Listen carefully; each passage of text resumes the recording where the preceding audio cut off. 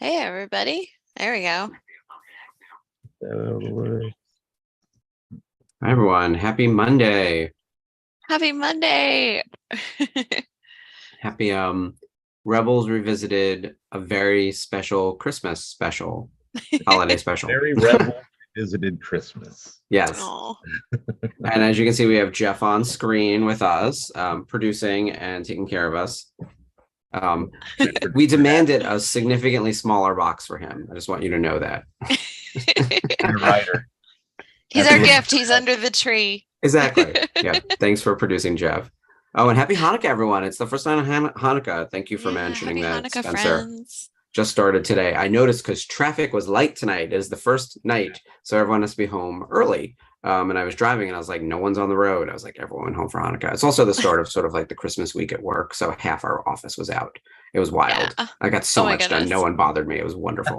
Wow. Hi, everyone. I see Sarah and Jen and Spencer and Sherry. Thanks for joining us tonight, guys.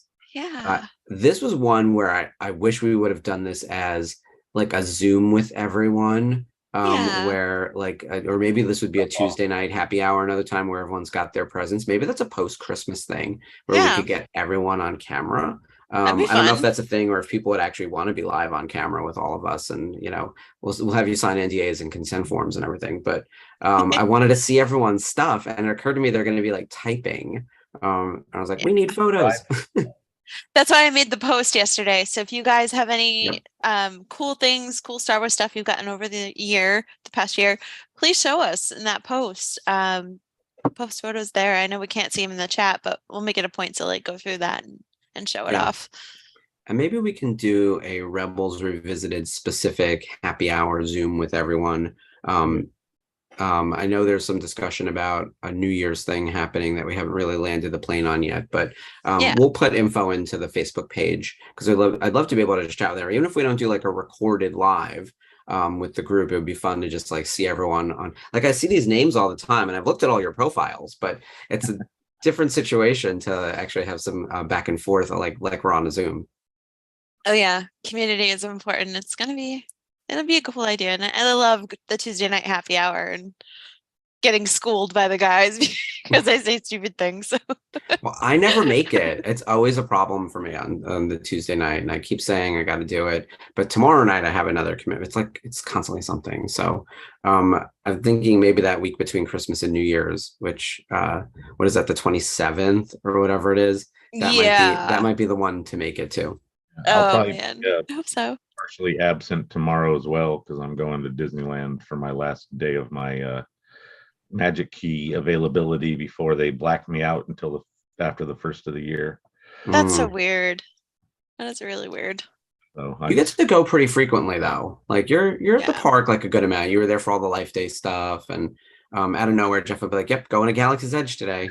One thing about that is that they do accommodate people for the Life Day thing with a weekend and a proper Life Day celebration. So if either one is, something you can make it to, it gives you better options. But I like to make them both because it's fun. Oh yeah. It's always so jelly. Day off. I know. I wish I lived close to the park. The closest theme park I'm even in here in New York City, not that New York City isn't sort of a theme park of its own making, but the closest one is Six Flags Great Adventure, which is just a trash can. Like I don't have anything good to say about that place. It was cute when I was like a teenager, but it is a mess now. And Six Flags in general has been through it. We went to one in Montreal like 4 years ago, whatever it was, and that was a different experience because it's like Canadian and it's like still kind of fun. But like the ones in America are just terrible. Mm-hmm. It's always Canopy Lake Park in New Hampshire. That one's fun. I don't know that one. Right on the line, just over the New Hampshire border. So that would be a far ride for me. At that point, I could like fly down to Atlanta and do Six Flags down there. Yeah, you can go to Disney World at that point. Go have fun. Which we are talking about again next year. I know you are talking about the Return of the Jedi birthday trip. Yes. I'm dying to go to the West Coast Galaxy's Edge because I've been to East Coast now. Yes. And Jeff goes not all the time, but frequently enough that we could coordinate. Pretty much where I spend all my time when I'm at the parks anyways. So yeah. And I personally like Disney World is very touristy. And there's a lot of planning that goes into it. There's a lot of like, okay, you need to get here at this date and this time. You have to book this 60 days out. You have to do this. With with Disneyland, there's less of that, but it's also more of like a community, kind of a hometowny park. So there's less touristy things, and the people that go because they love to go. Yeah. And I just love the local vibe, and I had a lot of fun all 3 times that I was there. So yeah, it's definitely more I of a recommend it. California resident situation. Oh And yeah. yeah, people don't So fly from chill. all over the world to go to Disneyland the way they do for Disney Yeah, World. I'm in exactly. a few groups on Facebook that are like solo and, you know, different types of Disney groups, and you'll be surprised at how many people do actually specifically come in for Disneyland as well as obviously Disney World. But Because it's got that classic vibe and Mhm. everything. You can Yeah. just do it faster. Yeah. Yeah. That- I some people planned my do it, quick like, Disney in and trip. out. Yeah. Yeah. Well, aside from park hopping, which I would love to do a whole episode on that, like some of our favorite memories from the parks, and you know Yeah. where we think we could insert Star Wars Rebels into the parks. That could be a whole project. We can make a PowerPoint. Yeah. That could get everyone's feedback in the We'll do chat the as to work like for you, who you want Disney. to We'll see and do it where. ourselves. I mean, I think they should add Thrawn at some point. Just put him in, you know, wherever Boba Fett's hanging out now. I don't know. Yeah. They have to figure out a way to make Galaxy's Edge more fun and interactive, and they just have to Yeah. like pull back on some of the rules. And I think because Thrawn spans multiple time periods from like classic into the what is it, the Age of New Republic, so the Mando time space. Like he could live in this, like wherever Mando and Boba Fett are hanging out currently, Thrawn Yeah. in theory could be there. Along with the Magistrate and Ahsoka and Ezra, in theory, right? Like grown up Yeah. Ezra. So, like, all of those things are possible, and I think it'd be really interesting to see where that goes in 2023 and 2024. In fact, next week is our wrap up episode for the year. By the way, not like for the show, but it is our Oh no, we're 2022 eternal. year in review. Yeah. And we're going to look back on like our favorite items from 2022 and talk a little bit about predictions for 2023, which is very exciting. I think we'll sort of accidentally talk about 2022 year in review during this show, because we're just going to talk heavily about merchandise and some of our favorite Christmas memories. So start thinking about that as you guys are following along with us. And of course, if you do have pictures or anything that you've shared, send them through. Yeah. Ashley, I know that you wanted to do a live unboxing on air, Yeah. which you came prepared. I just grabbed some stuff that was over here and I was like, oh yeah, I want to talk a little bit about this. And you were showing me all your stuff. Tell everyone what the big reveal is for you. Okay. So I just got this in, I want to say Friday, but I wasn't able to like pull it out of the shipper box. So I got our girl, Bo-Katan. She's pretty amazing. This is the Hot Toys Bo-Katan figure from The Mandalorian. But you know, it's Katie Sackhoff, so it's Clone It looks Wars, just like it's her. Rebels. Yeah, so that portrait is actually the one in the box is better than the photo on the box. So I can't wait to show you guys. I haven't unboxed it yet, but I've seen a lot of photos online, so I figured I'd show that off today. That's very cool. Thanks. Katie, or the character of Bo-Katan, obviously started in Clone Wars. We watched quite a few episodes on the Thursday night watch along with the boys as we chased the dark saber. She's a Mandalorian. She was a very important part of the saga. She's a teen sister. We find out later she's part of Death Watch. She watched Darth Maul kill Pre Vizsla and take over Mandalore, and she was not having it. She was one who we talked about it like the same warning we gave Ezra, like you can trust Darth Maul to a point, and then you just have to be wary that he's going to betray you or try to kill you, and you just have to not get caught up in it. Yeah. She lost that game because she had teamed with him, and then people around her got killed and she lost. She then was had to team so up with hell-bent on Obi-Wan. getting the old Mandalorian ways back that she just completely turned her back on her people, on her sister. Yeah. Ultimately cost her sister her life, her nephew. Air quotes nephew. That missing there's a missing sibling if they both have a nephew. I'll tell you that. Maybe he'll show up in Mando season 3. Hey, it's Corky. You know, if Corky Kryze pops up, I will lose my mind. I will. It would be so random. He just I'll be takes the off his one helmet. person. You're obsessed with him. Everyone's screaming about that Wookiee in Bad Batch. That's going to be me when Corky Kryze hits the screen in Mando season 3, and everyone is like, "Who the fuck is this guy?" And like the little Wookiee kid in Bad Batch that everyone's losing their mind for. That's going to be that same thing. But yeah, so Bo-Katan, that's the Clone Wars arc. Then she's back in Rebels, and she gets the Darksaber. She's going to lead Mandalore.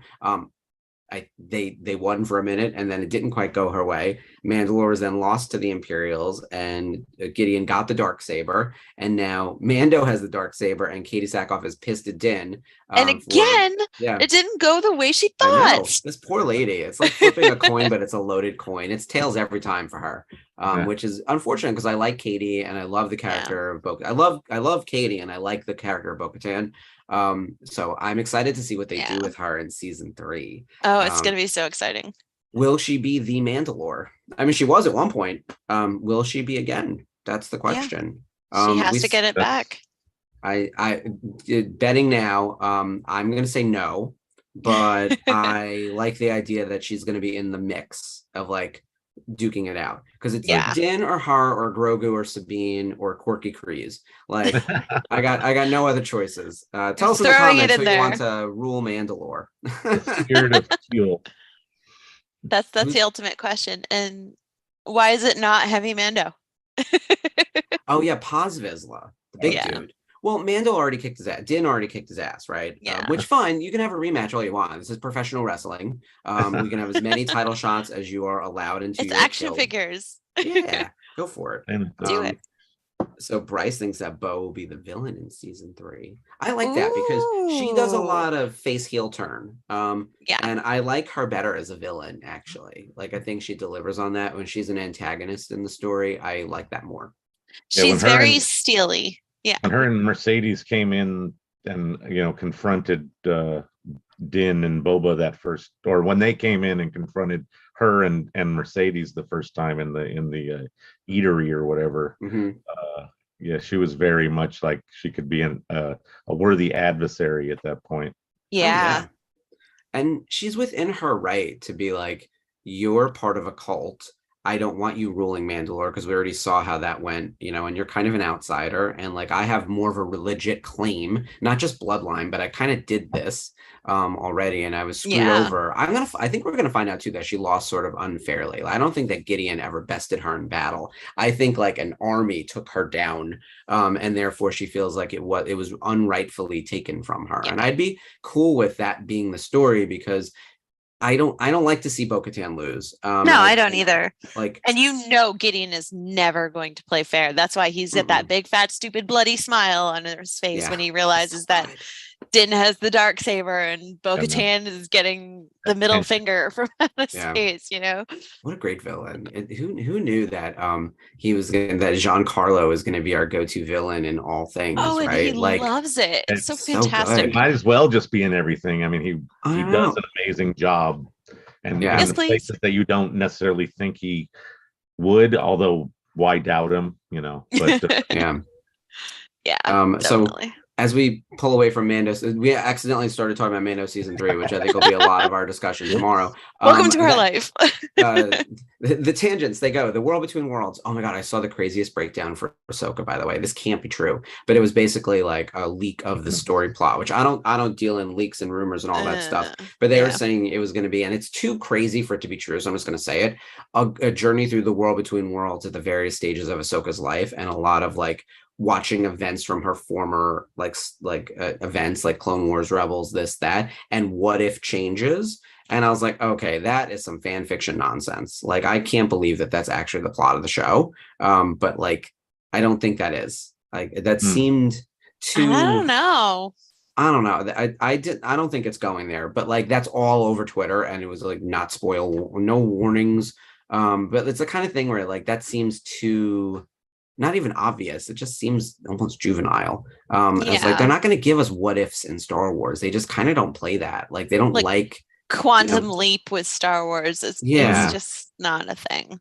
I don't know. So, but anyway, when we talk Ahsoka, I do think we're going to see some World Between Worlds, but I don't think we're going to see that. So I think when we get to that, next week is going to be as much looking back as it is looking forward. We're going to do a bunch of prediction shit also, and you can then tag as like how much did we get right? How much did we get wrong? It's going to be a big pie chart of wrong. So so we're batting 1,000. Yeah. for our predictions. So it's it's fun to be wrong. It's like Mad Libs. Like Yeah, exactly. It's a good we time. put our predictions out there. You plug them in where you need to, and then you laugh about how wrong it is. It's I don't mind it's being our life. wrong when the stuff they create is so much better than what I would have thought of anyway. Yeah. So Yeah. for the most part. So they're in pre-production for Andor season 2 right now. Like Diego put out a video today and it was really cool. He's like, "Oh, we're so excited and we can't wait to show you guys and thank you so much for everything." Like really, really sweet video. So I don't know. I'm just like really excited for season 2 and I wish we didn't have to wait 2 years. But I'm also reminded of I'm also reminded of how horribly wrong we both were with those predictions on that. But I got nothing. Yeah. Minutes before the show came out, and I'm still making big swings, and like nothing went my way. But it was still. Here's the thing, though. It was great, though. I love the fact that I knew nothing. Could not have anticipated where the show was going. Oh and yeah. it blew me away. So I'm more of Totally. that. I was like, I don't want to, like, if it's easily predictable, then there's nothing really original or exciting. Like, I Yeah. really thought that they were going to follow the usual Star Wars tropes of like, here's the parade of cameos and here's how everything overtly connects. And it's very Sledgehammer, right? And the I don't think- Force and Yeah, the oh, yeah. lightsaber. A lot And of the that. things. So all the things. We got Yeah. almost none of the tropes. I thought the show did a really nice job differentiating itself from everything else that's out there, both within Star Wars and what's currently on TV. Yeah. I thought this was just good television, which I haven't said that about a lot of other stuff. I would say the only thing this year, other than Sandman, which I know you are like super obsessed with, like Yeah. I would say the must-watch stuff from this year would have been like Sandman, and I would say to a lesser extent She-Hulk, because it was so weird and interesting and different for everything And else funny. that Marvel was Yeah. doing. So funny. Quirky. Andor was the number one for me, and then like Wednesday out of Wednesday was nowhere, fun. Wednesday like I blew me watched the away. first episode of Wednesday. I have just to finished finish it. Wednesday the other day. It's a Did you lot. guys like it? I enjoyed I it. loved it. Oh, like- cool. Okay. You know, they leave it open. Spoiler alert for more stuff, but Yeah. Cool. Yeah. I can take all the seasons they'll give me of Wednesday. I thought I the love like characters the were running great. joke they have of like Luke's hand being thing. So that's like a running crossover meme. But this Yeah. is one of the memes that I absolutely fell in love with this week. It's the Christmas stocking and it's Cyril and Detra. Oh man. The only Hallmark movie I would watch. So There. sorry, Mom. My mom is Yeah. obsessed with them, but it's the Christmas stocking, and Talking. It yes. is. Their Ugh. relationship is just perfection in every way, because it's like he's so creepy and terrible and the worst of men. And she and is she's so just flabbergasted. She's like, yeah. She's so I out of her hate element you, in but I that would space. be dead if you didn't Yeah, save she's like me. so torn there in that scene that it's like. Yeah. like, She also spent knows she can use him. Like, this is a useful Yeah. tool right there. Yeah. I'm curious to see where that goes. We'll have to wait. We'll wait 2 years. All right. When we're in Rebels Revisited in 2024, when we're still somehow doing this show and still haven't done all of the watch-alongs, as we're counting down to Andor season 2, we will make our wild predictions about who the child of those two will end up becoming. Fast forward 5 years into the future.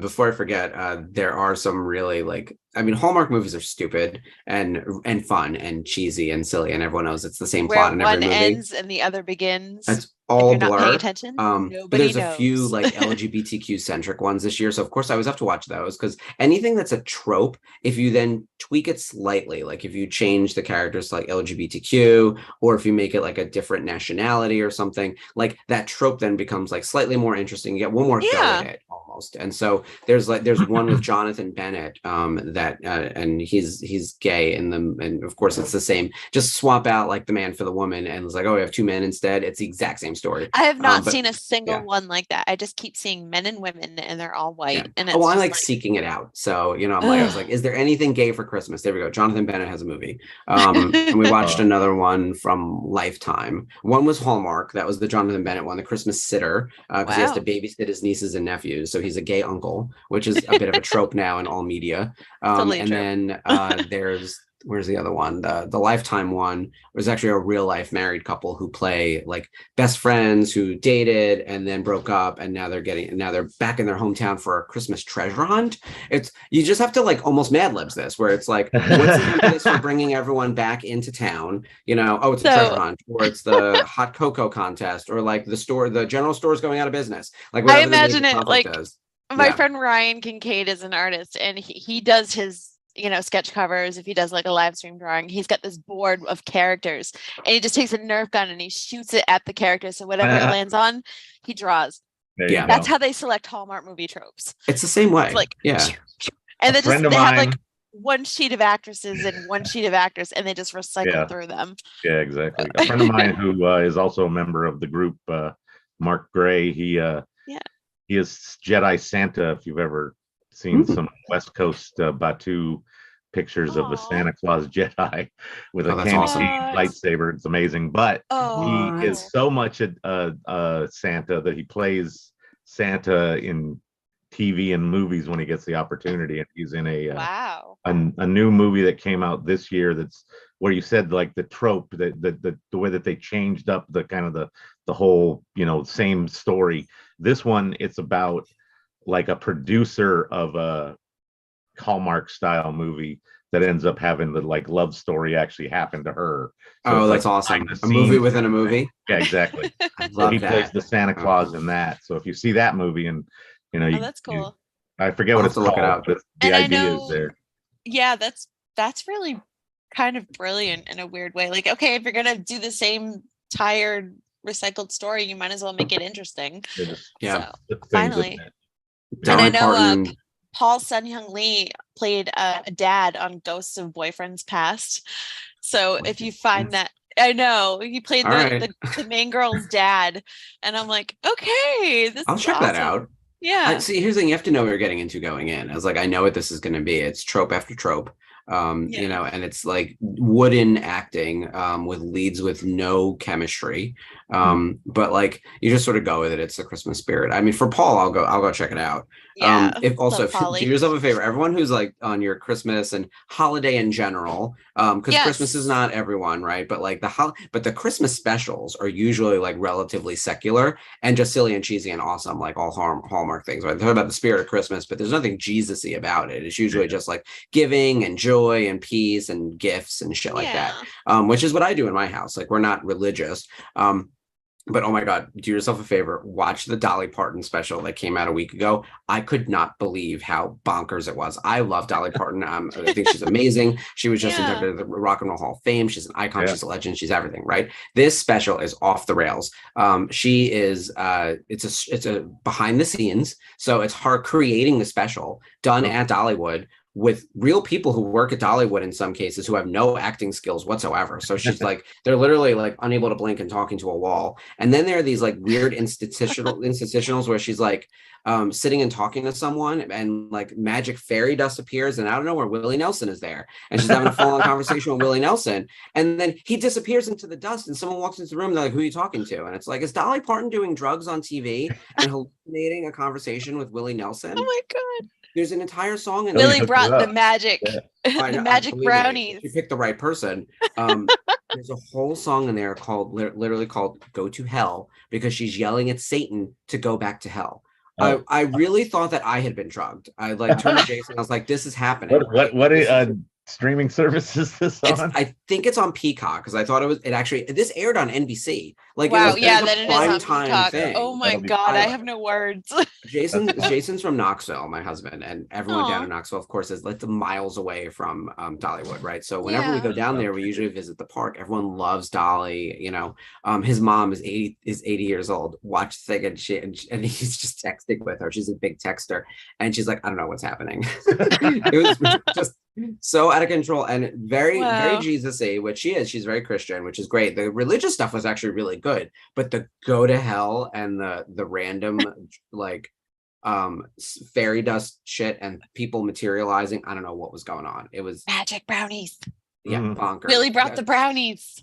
I'm not saying it's as nuts as like the Lindsay Lohan movie that just aired on Oh my God, I Hallmark or had to whatever. stop. I had to stop. Oh, it was bad. I've missed that So one. bad. You do yourself a favor and watch Trixie and Katya reviewing the movie. I find that those are better than the movie itself. Shut I up, love a they did. breakdown. I Yeah, love so them. they're still on like the most or whatever it is, which is the YouTube channel that does Yeah. like Netflix like LGBTQ breakdowns, right? Mhm. They watched that nonsense, and their humor is better than watching the movie. Like just watch that; it's 20 minutes, you're done. Oh my You know? gosh. And I love their review of The Sandman. It was adorable. Yeah, because they didn't know what was happening. Like Yeah. that's the best They're part like, is when they don't know they're like, anything oh about my it. God, he has no clothes on. Yeah. So yeah, They were watch shocked The by Sandman. everything, which they're drag queens who have traveled the world and like dealt with Yeah. everything. So when they're shocked, like something crazy is happening. Yeah. Yeah, I made it like 25 minutes into that movie and I'm like, I'm going to the coffee shops. I'm out of here. Yeah. Like I'm gonna go read a book. With that in mind, what is Couldn't do it. everyone's go-to like holiday special that you must watch every year? Yeah. I only have one, and it is Pee-wee's Christmas. Like that is a I must haven't seen that in watch. so It's long. Holy the crap. greatest. It's also another one where you really think you're being drugged. It's like, what the fuck is happening here?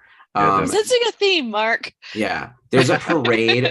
There's a parade of guest stars, including ridiculous. Cher and Grace Jones and Oh yeah, yeah. Oprah. Like Isn't it Grace is like Oprah? in a package or yeah, something? she arrives in a box. Like someone Yeah. was trying to ship her to the White House, but they sent her to the Playhouse by mistake. So she sings The Little Drummer Boy. And Oh, then Katie Lang shows up and sings some other wow. Christmas song. Cher shows up and interacts with, she does the word of the day. So she's the one who finds out the word of the day is year. It is so Ah! nuts. Yeah. So they all scream, but yeah, that is my go-to. And when I met Paul Rubens, Oh, because he's a Star Wars person, he does the voice yeah. of the RX droid. I told him that we Rex. watch it every year, and he like stopped signing for a second, and he was like, he said that he still watches it, like because it's Oh, like a little time capsule of like Christmas, and so yeah, loves that I everyone still loves that special. It's so nuts. I saw it when I was on CBS when I was a little kid, and my uncle taped it, and I don't know what happened to the tape, but Mm. like for those of you who are young with VCR, but yeah, and another thing that I really really loved when I was a child was the Muppet Family Christmas.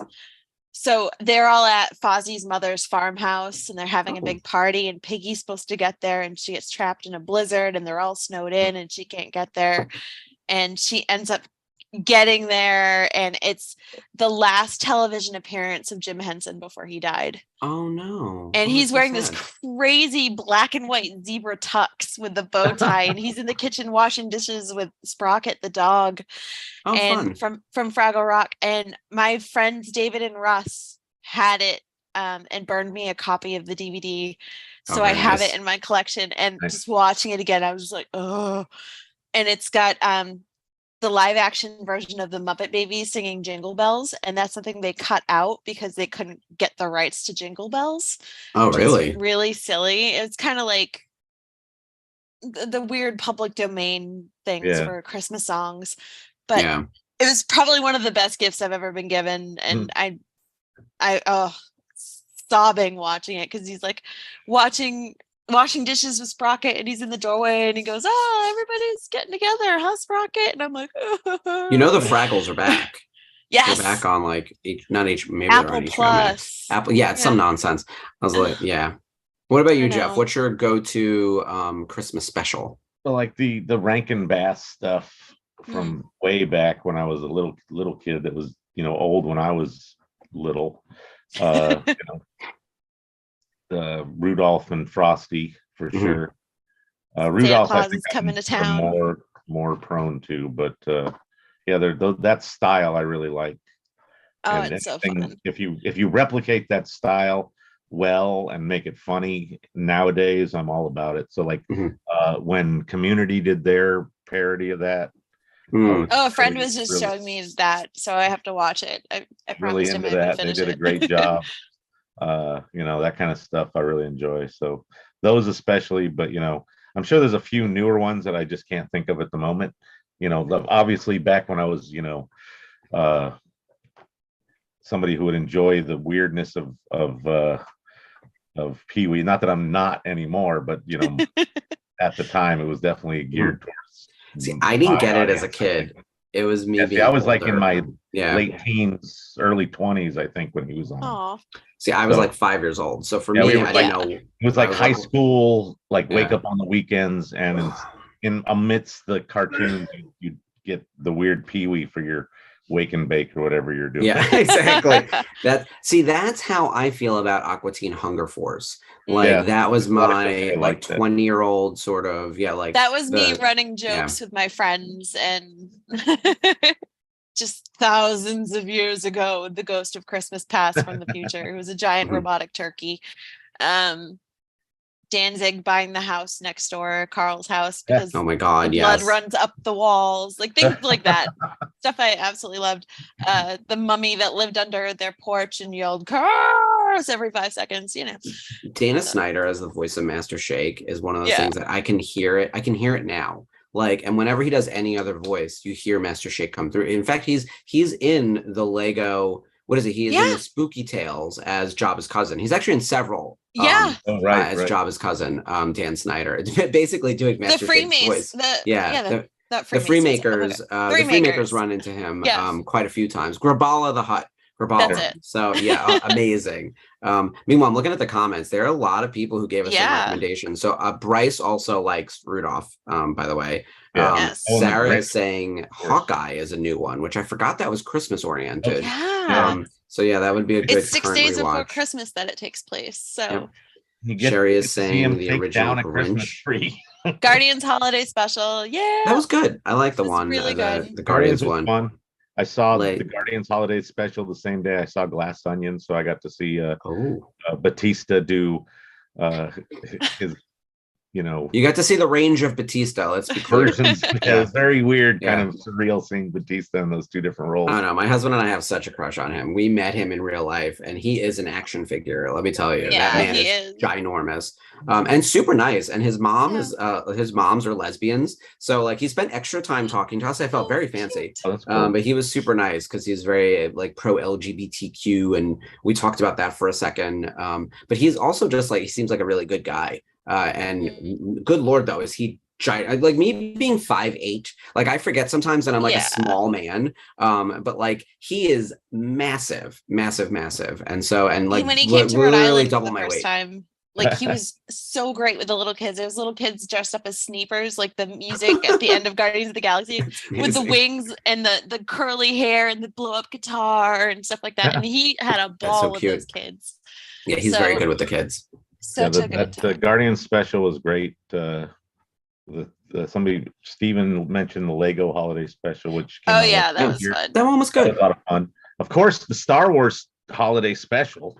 I'll never watch it. I mean, I love B. Arthur, so every now and then I'll watch that clip. You can look for some truncated versions of it that are very much worth the time just to kind of reminisce on. Here's the thing: I would not recommend sitting down to watch the full 2 hours. I do think there's something to There's it. So many pieces of it that are amazing. The animated piece with Boba is great. That's legendary. It's iconic. Yeah.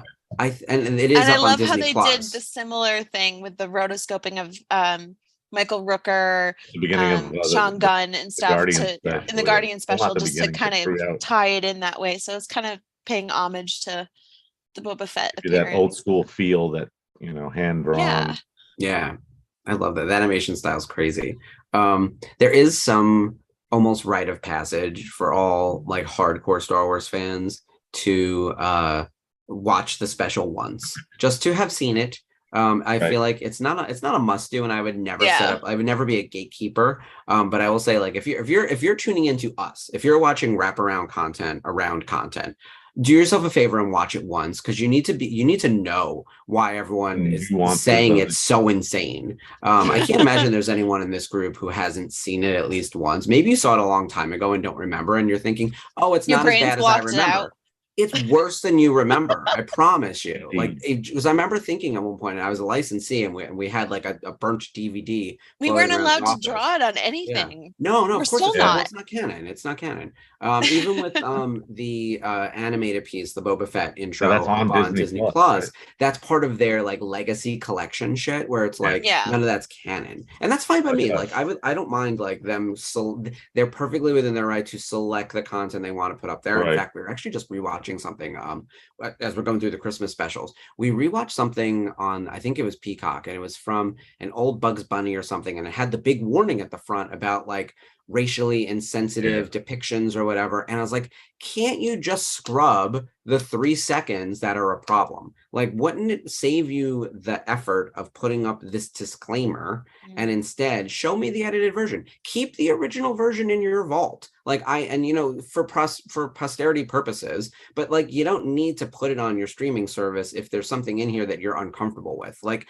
you could spend the editing money to like just remove that scene. Like, I know in Fantasia, there's like a really problematic depiction of a character of color, and they just zoomed the frame so she's out of frame.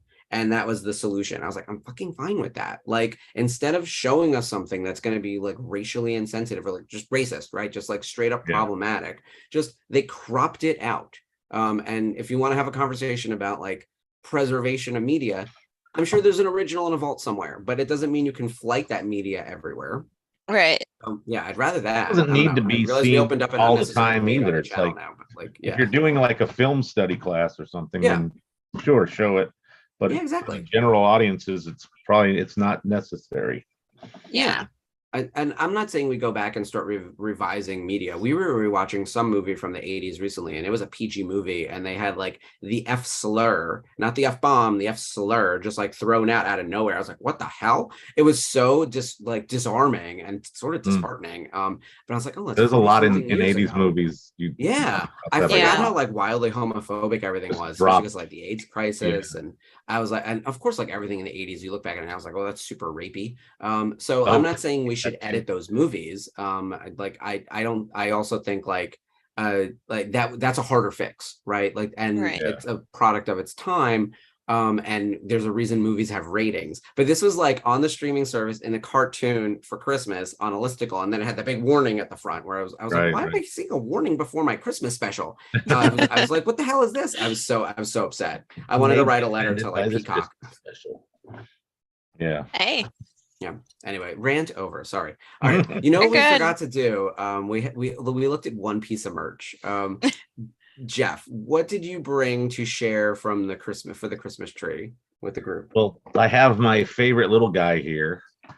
So there's Chopper, and he winds up and he'll cruise around the table. He's very cute. He gets sassy too. Oh, is he from Galaxy's Edge? Yes. Also from Galaxy's Edge. This is not a Galaxy's Edge bag, but close enough. Still have him in the box because if you really, whoops, you can't even see him. There he is. He's more of a display piece currently. We're twinning. I'm the only one without a chopper. Jeff, we gotta get him a chopper. Yeah. So yeah, this is the same scale as the ones that you build at Mubo's, and they actually do have a C1 droid style that you can build. So you can build a cousin of Chopper, or one that looks just like Chopper if you wanted to build it. But you can also buy a boxed Chopper. That makes sense. That they give you like the sort of core character. But they do have them on the assembly line. To put it on the assembly line, but like it started out, you could only buy them in the box. So that's why I was thinking it would be so fast to be discontinued. Exactly. Because if you couldn't get them on the assembly line like you could with R2, they weren't going to keep it. So I thought it was just going to be a boxed item, and then it would be like they would have so many, and then it would be, few and far between at that point. But then they did put them on the assembly line, and that made it kind of cool, but kind of, So it's Imperial disguise Chopper on the assembly line. I'm kidding. Well, it's kind of like the BB-8 thing. Like you can make all the BB droids you want, and colors you could, in theory, make a BB-8. But why would you? There's definitely the orange deco and that dome style and everything. I thought about doing a mod of probably not that Chopper, but like an assembly line Chopper, and that'd be cool. Do the him undercover, like the Imperial version, the black deco. Yeah, that'd be cool. Was it black and red really that he was? Anyways, so that I would like to do like a variation of him in that kind of style. That would be fun. Oh, that would be cool. Can't wait to see. So someday that may happen, but right now it's just in the back of my head. But nice. I like that they have those droids kind of available where you can start with a certain base if you want to. Although ultimately it's probably going to all get painted in that particular case. It doesn't really matter what it starts out as, but Yeah, definitely not. It's also fun to build them off the assembly line. If you haven't ever built a droid in Batu, it's it's a kind of a fun little kooky experience to go and I grab. think that's the only thing I haven't done in Batu. Yeah, I same. prefer building a saber, but Yeah. I've gotten to the point where unless those new parts that they've just been putting out recently, like are super spectacular, I'm not probably going to buy any more anytime soon. I probably go buy some legacy sabers. That's another thing that I would really like to see is Kanan saber is Kane coming. and Ezra as well, both in Legacy and Black series. Yeah. Or one or the other, but any Seriously. sabers in that style, the legacy sabers are amazing. They do a great job with those. They really do. Everyone Love I've them. seen has been incredible. I wonder if when Ezra finally ends up in the live action Ahsoka show, they will at least announce his like That would current make sense. saber and then whatever the original was. Like you can imagine them putting them out at the same time and like Right. really rallying around that marketing beat. Like I all also you have is the toy version of his, blaster Yeah. saber. Oh yes, kind of which I think fun. Ashley has mine now. Yes. Yeah. It traveled from New York to Boston for its new home. It's hanging on my wall right behind my computer Oh, nice. screen, and I don't want to Nice. take it down because then I'll have to like work the nail back into the wall. But I love a it whole so thing. much. I have stuff everywhere too where I'm like, I don't want to touch this because I feel Yeah. like it's a load bearing poster. It is. Great pull there. Load Yeah. bearing. I use that all the time, and almost no one knows it's a Simpsons reference. Yeah. I've noticed the kids at work, the kids in their 20s, they don't know my references. And in fact, I was talking about Christmas specials, and I mentioned 30 Rock Luda Christmas. And they were like, "What are you talking about?" And I was like, first of all, 30 Rock's amazing. Second of all, Luda Christmas is like the Christmas party at the 30 Rock show. And by the way, if you're gonna look for like Is random, Ludacris actually in the show? no, but like they're celebrating like, hardcore, just like crazy. They're gonna go insane. But yeah, Ludacris. Tracy Jordan, of course, is at the center of this storyline. I gotta say, the Christmas specials on 30 Rock are among some of the best, and I always make it part of my rewatch. Like Donald Glover was a writer on that show, so that I love him. A lot of that stuff is stuff that he came up with. So my friend John came into town for Thanksgiving and we hung out and he introduced me to Community, and I had never seen Community before. And it was the pillow fight episode, the epic pillow fight episode. Yeah, they did some amazing stuff. And the paintball zombie apocalypse for Jesus. the early registration. I was like, "Are you serious?" And he goes, "Isn't this amazing?" I still see every year it's December 10th and there she is beating the guy with the candy cane. Like that is a thing now. Yeah, it's like bled into the pop culture. Let me show you. What do you have to show off? I'm trying to think of what I've not shown on screen before. This is a Rebels. I don't even know how to describe this. It's like it's a 7-inch record, right? Like a 7-inch vinyl. It's the picture disc. Nice. And you can see it's numbered. What's the number say on here? It is 875 out of 3,500. So apparently that's really rare. Jason picked this up at Celebration in 2015, and it's still in the little plastic over there. That's probably the rarest thing I think I have in my collection. That's really Rebels specific. Because as I was going through, I was like, oh yeah, I've got the Black Series, Kanan, which Freddie Prinze signed for me, which was very nice. So I was very happy about that. So cool. Yeah, I've got a bunch of autographs from across, the various stuff. And then I think I showed you the tin. So back when I was at Topps, like they did a tin for Star Wars Rebels trading cards right as I had started. Like this came out weeks after I had like nothing to do with it, but like it was the first product that came out. And of course I love Rebels, but like the tin is great. I don't know how many tins they do, often, but yeah, what I need are more Funko Pops. Like I need to actually build out my entire like Rebels fleet, including secondary characters. I almost want to spend some money in 2023 and 2024 and build out like everyone who didn't get a Funko Pop and do a custom. Of like the main group, like where's Commander Sato? Like where is who am I missing? Where's Sakatro Vizago? Like where are these characters? And can we get them lined up? Or Ketsu Onyo Yeah. Oh, Ketsu would be great. Like I would love Yeah. to see even I love the Disney remember Xfinity? Like Hmm. I love the Yes, Xfinity.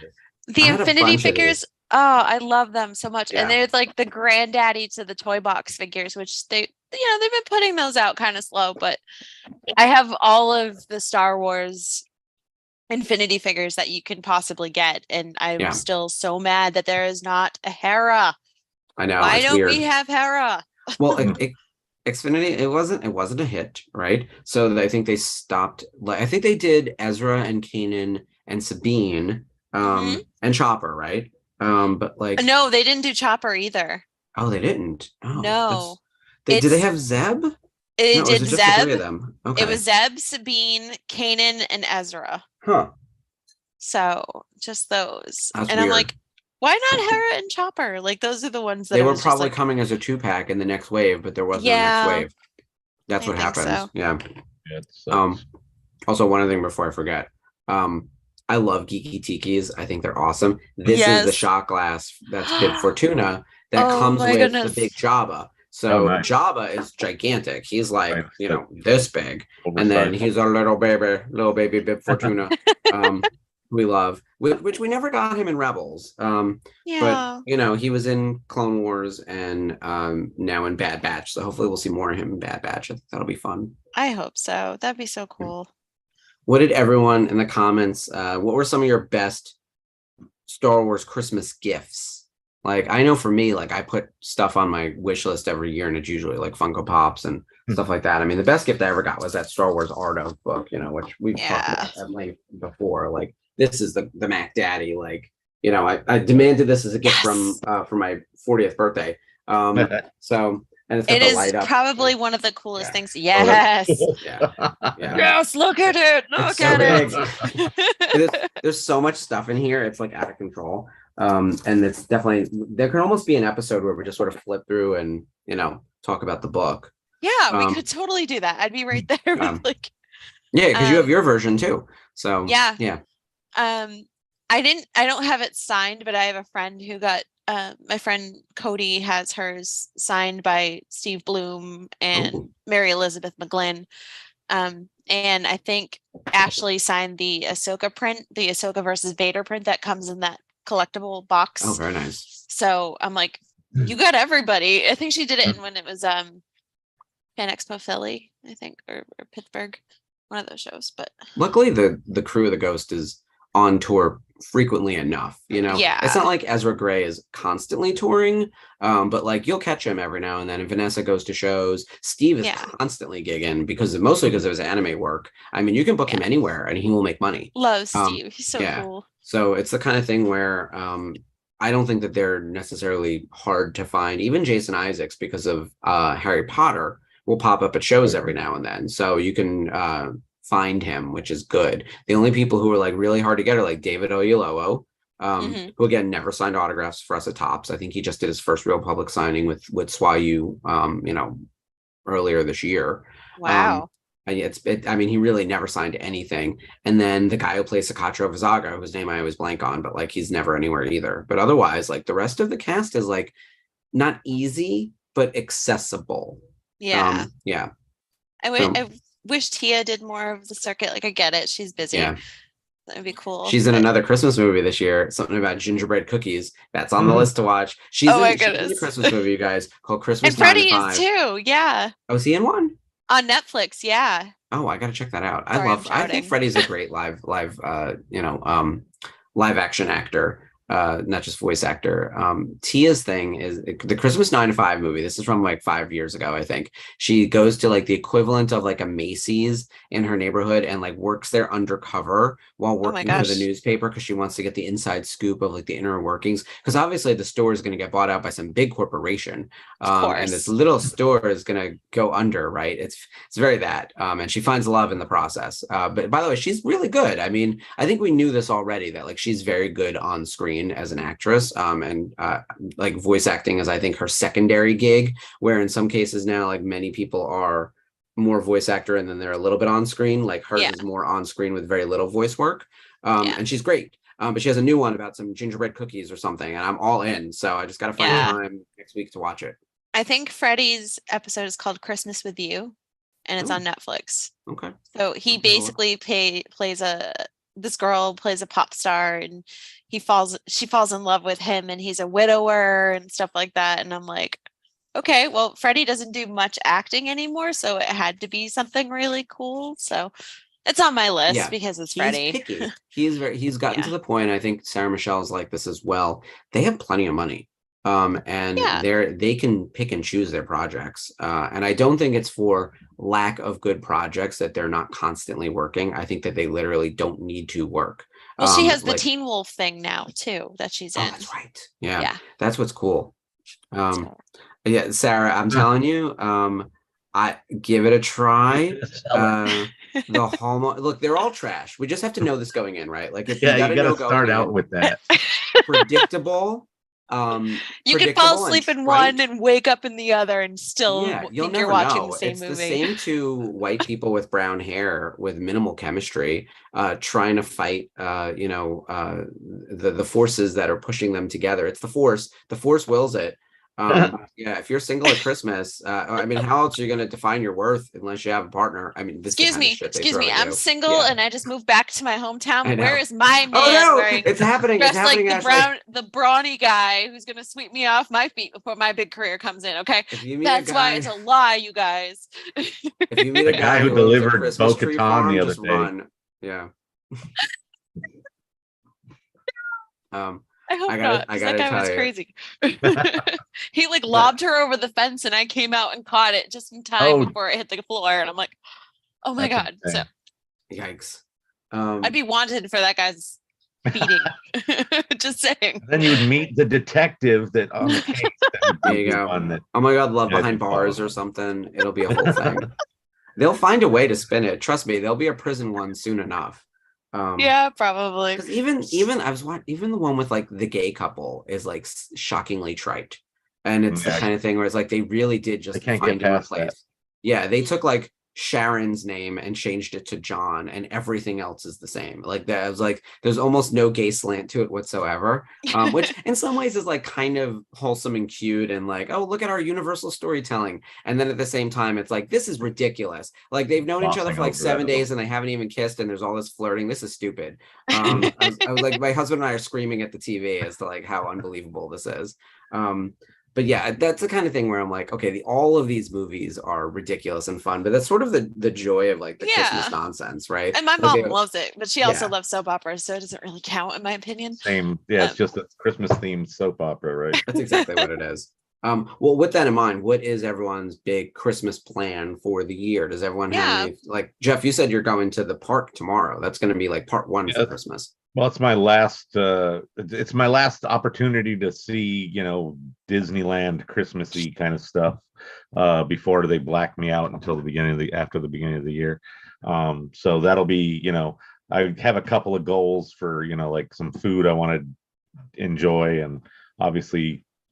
Now are you having the calf every time, huh? Like it's like the cold brew. I forget. I'm not a coffee drinker, so I go after that. But there's a couple of other ones. There was this one that's got like a sort of like a sour apple thing going on that they came out with for Life Day. I think they still have. I might get that or some other type of their normal drink selection that are non-alcoholic, because they can't walk around the park with alcohol here in California, unfortunately. They're all good. I enjoy going to Orlando. And they used to have a hot chocolate. I don't know if they still do the hot chocolate in the morning. But they had a hot chocolate with like purple whipped cream on it. It was very good. So I'll investigate that. But I'm not a big morning thing in terms of just what the specifically Batu offers. But I'll be kind of hanging out for the day. I don't know how long I'll be there, probably through the evening a little bit, just to get some lights, and then try to get out before all the big stuff takes to happen. I'm telling you, there's nothing like watching those fireworks over the Falcon and over the Spire. Oh yeah, I actually it was interesting. One of the last times I was there, I got on to Rise of the Resistance like right before 9, and I was coming off of that ride I got to see the fireworks from that side of Batu, which I really never have. And it's Yeah. almost as spectacular if, above the spires just in general. And, so it was really cool. One thing I didn't like, it was one time I came out of Smuggler's Run right at the beginning of the fireworks show, and I felt like I was being bombed myself. The booms inside the hallways of the exits of that ride were so loud because they shoot the stuff off right outside the back. Yeah.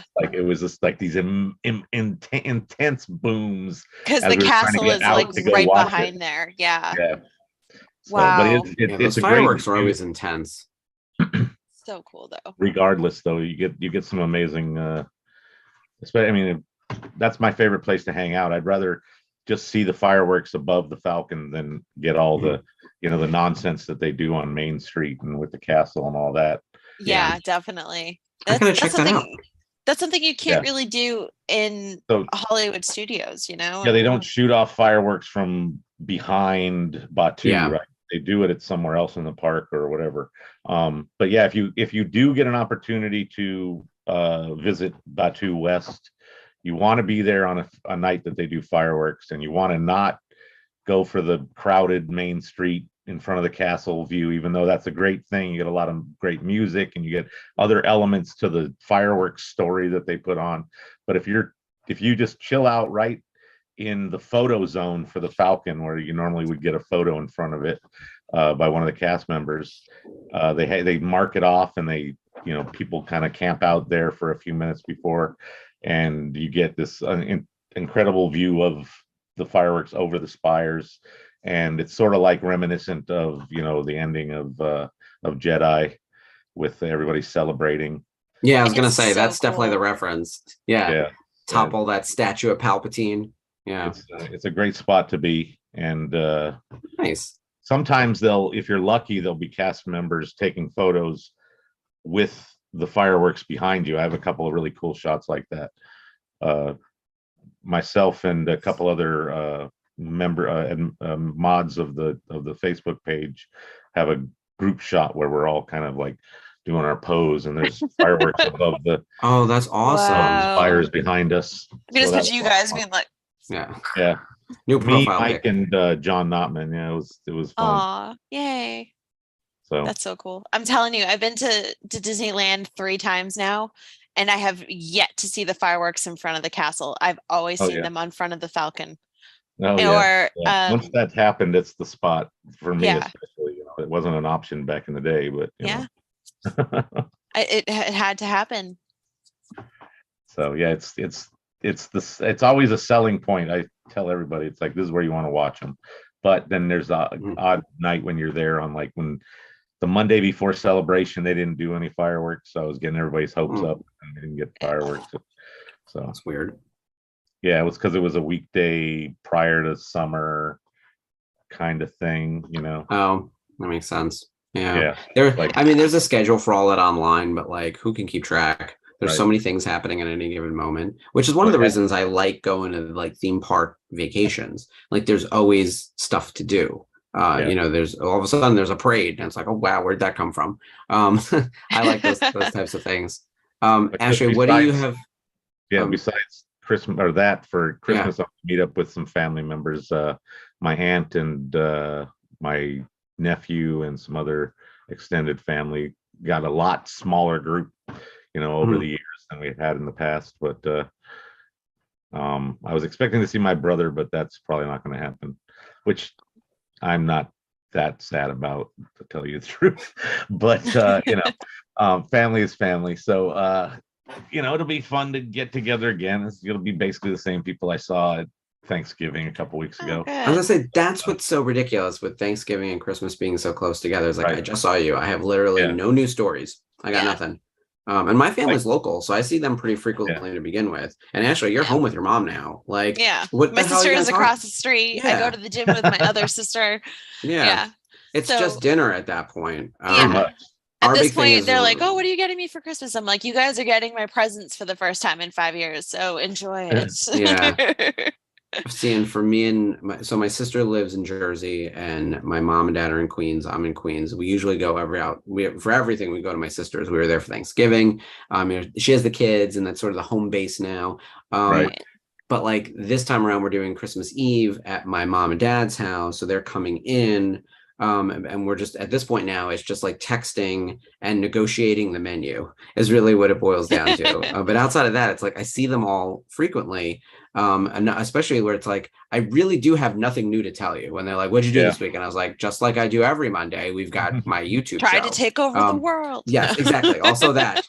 And then like work is work. And outside of that, it's like, well, we're gonna go do some touristy shit in the city on like this Friday coming up. Like we're gonna go to the tree and some other things. Right. But outside of that, we were in Baltimore last weekend with some friends, which was really nice. But otherwise, like there's really like, we were just there. Like truly, we were just there.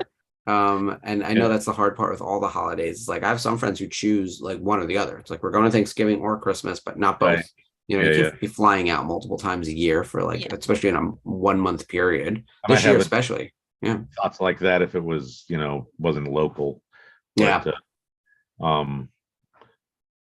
so again, like you were saying, you go around and visit stuff around the city, and that's kind of what I'm off work now starting this week until after the first of the year. Oh, that's awesome. Nice. Partially because I took 4 days of my own vacation time, but they do give us a decent amount of time off, like about a week and a half. And so like, over the weekend I went to a shop that is a big kind of collectible show thing where Leilani Shu was Tika the Jawa doing a little impromptu autograph signing over the weekend, and said hi to her and checked out the shop. And the other night I went to a little craft fair that another friend of mine was selling stuff at a store that I'd never been to, that is like a Dungeons and Dragons store, like rad. Related to that or gaming, that kind of style thing. They had all different things from painting and the model kits to different full game systems, a gaming area, all kinds of cool stuff. That sounds awesome. So getting out to get to do Christmassy or those types of things is going to be probably my main focus for the next week or so, and then get together with people on the actual day. I love the week between Christmas and New Year's. Like the stress of Christmas is over, and then everyone just sort of calm until New Year's. And although I will say there's a scramble to figure out what are we doing for New Year's. Where's the party or what's going on? And no one wants to host. It's like a big, we might have people at our place now. It's really turning into like, it's we do it or no one does it. And I was like, we'll see. I mean, we always host a pretty big Friendsgiving. And then I have a couple of different friends who do Christmas parties, but like Thanksgiving, New Year's is always the one that's like problematic, because no one wants to be the host on New Year's. Everyone just wants to go somewhere for New Year's. No one wants to be in their own house. So that too. It's not the same kind of. It's not like you're having a Christmas party. A New Year's party is a very different kind of vibe. Yeah, exactly. And you kind of want to be able to leave when you want to. But like since everything it sort of starts at midnight in some ways for some people, like you can't get out of your house before 3 a.m. in some cases. Right, exactly. So I was like, well, I don't know if I want to sign up for that, but we'll see. All right. Before I forget, we should talk about what's coming up on the network, especially with the holiday schedule. So this Thursday is not Christmas Eve. It's only the 22nd. So you guys are on for like regular scheduled Mando watch along. We don't have a guest this week. It's just episode 11, I believe. Nice. Yeah, I think it's episode 11. Yeah, exactly. And then, so it'll be me and Spencer and Dave doing our thing. The three amigos. Yep. I think the following week we have a guest, so keep an eye out for that. Oh, very nice. This week will be just a standard watch along of another great episode of Mandalorian. Yeah, you guys are fun to watch though, because there's a reason the three of you are on screen together. You have good chemistry, so I like the Thursday night watch along, whether there's a guest or not. Yeah, they're fun. So that's Thursday, and then I know Jedi Archives and Unifying Force. There's a rerun happening on Sunday, which is I think Sunday's Christmas Day. So there's a rerun of Force, I believe. I can't remember. I'm always wrong. If Dave and Spencer or somebody in the chat has. Dave mentioned it last week that they were doing some type of they're re-releasing an episode that was relevant to like kind of High Republic or something. And then our show next week is our New Year's.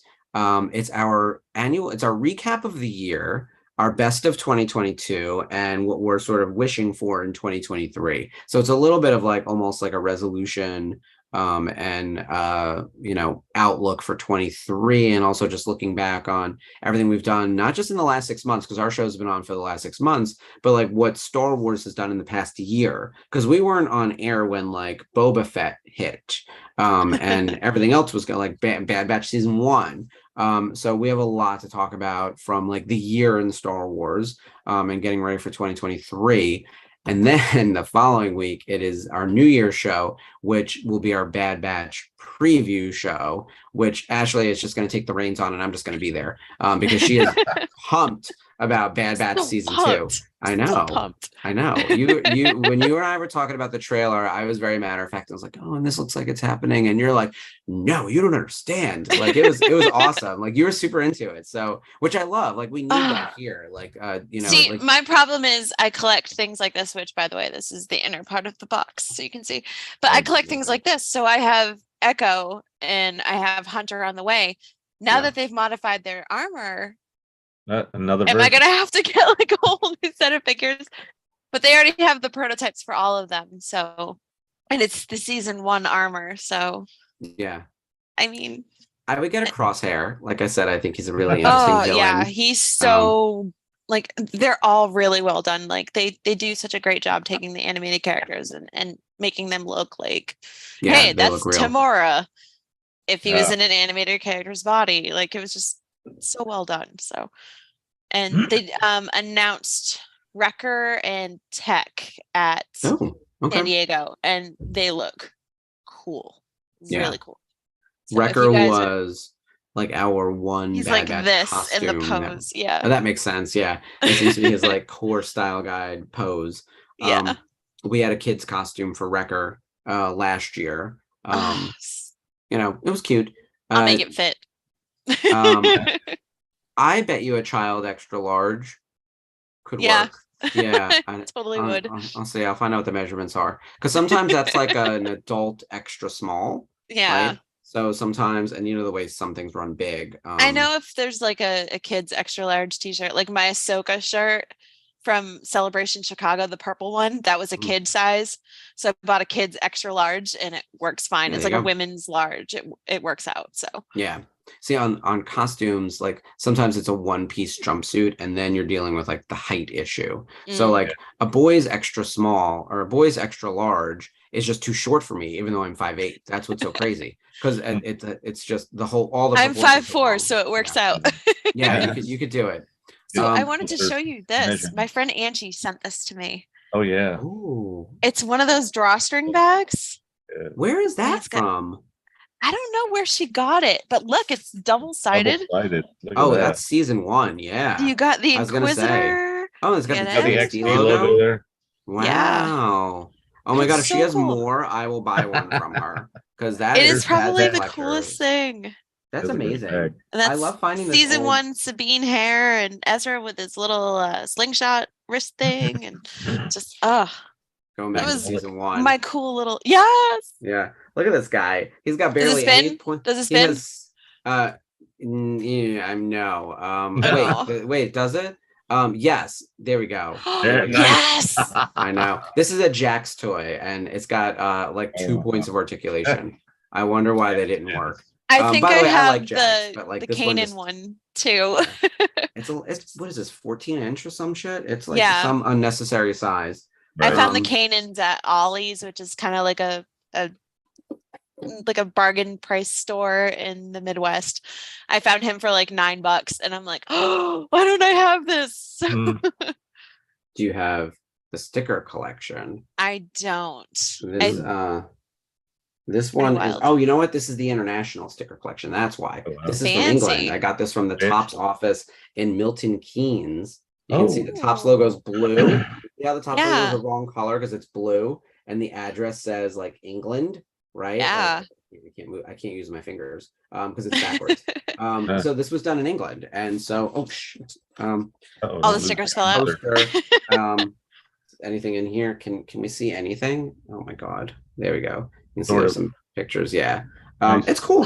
So cool. I love stickers, and like stickers are like a big thing in England, sticker books and all that. Yeah. This is The all panini season one, stickers obviously. from when we were kids. Yeah. Like I used to collect those at the supermarkets all the time. So, I'm just We getting need more emotional Rebels over merch. stickers now. Come on. I know. Sherry's saying the bag was a giveaway when you downloaded Rebels game on your phone at Star Wars Celebration. What? No way. Oh, It must wow. have been He has it. 2015.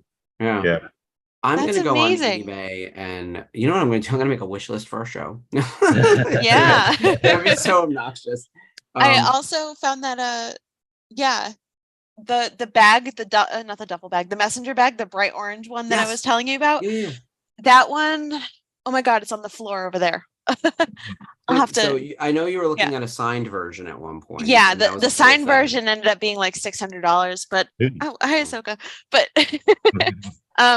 I found an unsigned one on eBay for $50, and I haven't found one on there since. So That's it's probably what I'm nervous like about because it's rare. Well, this is my, as you've seen it already, my piece de resistance, right? Like my the coolest. Yeah, All the autographs. oh Jesus, I keep disappearing. Here we go. Hold it like this. That's There no, you go. yeah. Gotta keep There we your go. face. Oh, it looks so good framed. It's coming together. Again, like I still need like Jason Isaacs on here, which is weird that I don't have him because he was there at Celebration. But it's Keone stuff makes like me that. laugh. Yeah, Keone's signature the will best. always make me laugh. Oh, right over Hera's face. I was like, "Yep, Yeah. you're as You're like important sign as Hera." above Hera, and he's like, Yeah, right on top of her. love him In the Love him biggest so font much. possible. Which, by the way, he was super nice and great to Love talk him. to. That was an amazing experience hanging out with him. But it just cracked me up. I was like, not exactly what I asked for, but thank you. The piece looks great, by the way. And there is still room for a good 7 or 8 people. So I just have to be choiceful about who those people will be. Yeah.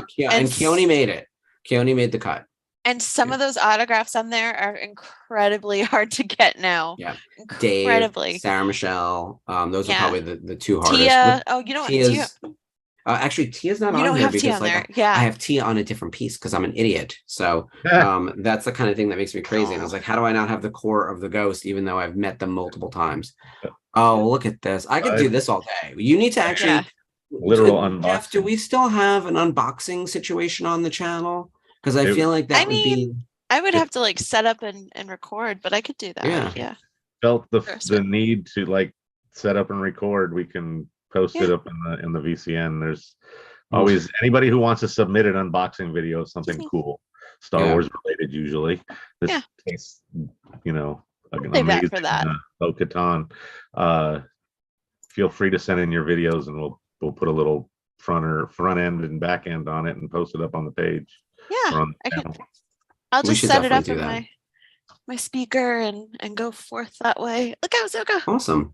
But I also found that too. That I'm very interested in. You and I will talk offline. Yeah. So, it's all right. Pretty huge. Looking at the time, I think it's just about time for us to say goodnight. But join us next week for our year-end review and look at 2023. It's our New Year's Eve special. Yeah. We just filled already. And then on Monday, January 2nd, join us for our Bad Batch Season 2 preview show, which Ashley is so excited about. She's that circle over there is going to implode. Death Star just up in flames. Like anything animated, I'll watch it. I love it so much. And that trailer got me excited too. So I'm in. I'm gonna give it my all for season 2. I'm really bummed that I didn't get a chance to meet Dee and Michelle at Celebration. Like I would have loved to meet Michelle because she's never done a signing before. Yeah. But we were just so busy on Sunday, and I had no time to meet anyone or do anything. For you other than my after hours. Yeah. The Beard Batch got a photo with Michelle. That's cool. Yeah. Oh my God, that's so cool. Unfortunately, there was a piece of plexiglass between us, but that's all right. Mike in his amazing phone Photoshop skills took it out real quick and sent us a copy of it without it there. But it was even Jason, who wasn't able to make it to the show, was printed out by Dave and in the shot with us. So it was myself, Mike, Mark, Dave and a picture of Jason. That's amazing. And I think we were the last ones to get in with her that day too. So Wow. Oh, that's Yeah. awesome. Okay, she was only there on Sunday, right? Or only signing on Sunday? Probably. Yeah, her schedule was short. Yeah. Can I show you one other photo? So my husband texted me this because I told him we were doing our Christmas stuff. This is him as a kid, Your face playing. Yeah, I got him as a kid playing with Star Wars at Christmas that he got as a gift. It's a big ad. Do you see that? Like, Jason, that's so cute. Isn't that amazing? Yeah, like 1970, whatever. Actually, no, he was born in 74, so this would have been probably 82, 83. Well, the AT-ATs would have been from 80 at the earliest, right? From Empire. Right. So yeah, in 80, 81, 82, 83, we have prime AT-AT time. He was an OG Star Wars fan, which he was like, I was alive in 77. I was like, you didn't go see it in 77. But one other thing before I forget, I did a podcast last week and it just went live the other day. Star Wars geek girl, that cosplayer who did Sabine at Celebration, who we met. So I got to talk to her, and I just put it up on my Facebook and everything yesterday. The link. It's a podcast, so not a video. But we talked for about an hour about all things Star Wars and costuming and everything, and it was very cool. So that is awesome. I'll add that to the Facebook group page also. Oh, and I also want to give a huge congratulations to Billy Lord. She is a mother to a baby girl. Nice. I believe I didn't see that. Is that today? She posted it the other day on Instagram. So oh, I completely missed that. Yeah. It wasn't bigger. And it's Jackson Joanne Lord Rydell. So she put that little photo up. Oh, very cute. And she was born 12/12/22. Oh wow, that's awesome. Yeah, lots of 12. Oh, Carrie Fisher's legacy lives Billy on. And Austin and Big Brother Kingston. So awesome. Very cool. It's fantastic. I'm glad she's doing so well. Yeah. All right. Anything else? But any other things we need to plug before we go? Just making sure that if you guys haven't placed orders for your racer shirts for London, Celebration London, those orders are ending soon. So make sure you get those. Don't miss out. They are so cool. You're not going to be able to get them anywhere else. There's a number, I forget what number we're at, but if there's a few more orders that match that number, we'll get free shipping as well, which is always Ooh, that's nice. I have to get on that. Don't forget to get your Rebels Revisited shirt too. Don't forget that. I can't believe that I forgot to buy the green and red before this episode. I know. This whole time I've been screaming about it, and then I forgot. We'll buy it and we'll wear it next year. Yeah, exactly. We'll have it for everything. All right. Well, guys, have a great night. Don't forget, join us next week for our New Year's spectacular 2022 year in review and 2023 predictions. Yes. So make sure you bring your cups of champagne and celebrate with us. Yeah, we'll toast. Yeah. We'll have our funky 2022 glasses. Yeah. All right. All right. Well, thank you guys so much for joining us and for showing us your cool stuff. There was some awesome photos in the comments. Ghost necklace that somebody received for a gift. That was really cool. So we just appreciate you guys joining in with us and meeting up with us every week. So hope you have a very happy holidays, happy Hanukkah, Merry Christmas. Enjoy yourselves, enjoy your families. All right. Thanks, everyone. May the force be with you. Bye, guys. Bye, guys.